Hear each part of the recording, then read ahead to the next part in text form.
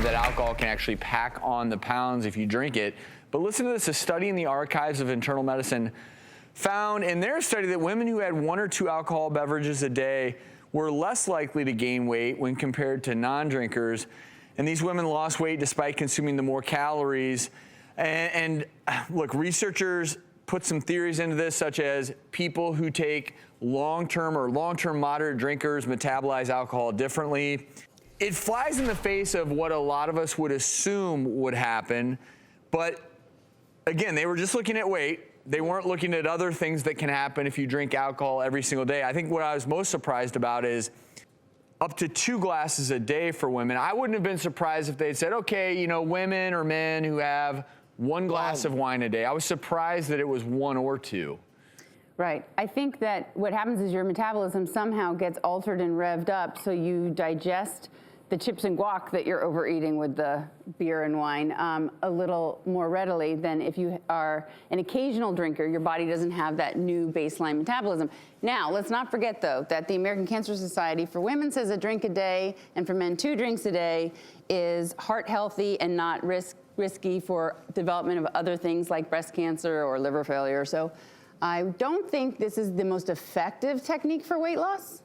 No. I think the key is, and I really do think, and this is the hardest part about alcohol, why it's so difficult to talk about it. Anyone who's been there, you know, you have 2 glasses of wine, boy, that 3rd one's tempting.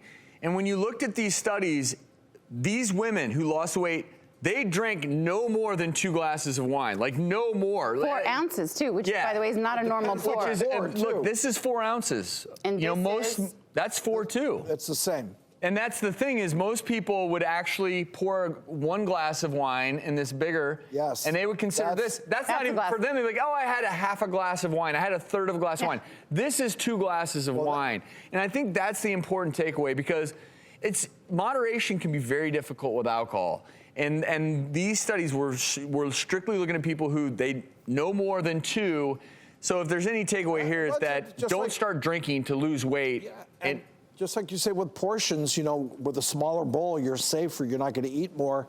Instead of going with the Grand Ballon, that bigger glass, you go with the smaller glass. Stick to that. You're gonna stick to that 1. I'm always learning things. That's a Grand Ballon. Grand Ballon. Well, I will say the one thing that I would do, and I do this at home, is I actually measure. If I'm making a mixed drink, I actually measure it out. Like none of this just pour it in and see what happens. Yeah. So 1.5 ounces of hard liquor. We're talking about a glass of wine, 4 ounces, you know, and a glass of beer, typically we say 12 ounces, but nowadays there are beers out there that are 15% alcohol by volume. That's 3 times a normal beer. So you have to calculate all of that and factor all of that in. Otherwise, this can get dangerous pretty quick. To your point, Christy, you said that it may help in digestion. We know that alcohol, like a digestif or an aperitif, stimulates gastric secretion, increases gut motility. So that may help in just helping you metabolize the other things that you're eating. And if you're doing it on a regular basis, your metabolism in general maybe works a little bit better. We'll be right back.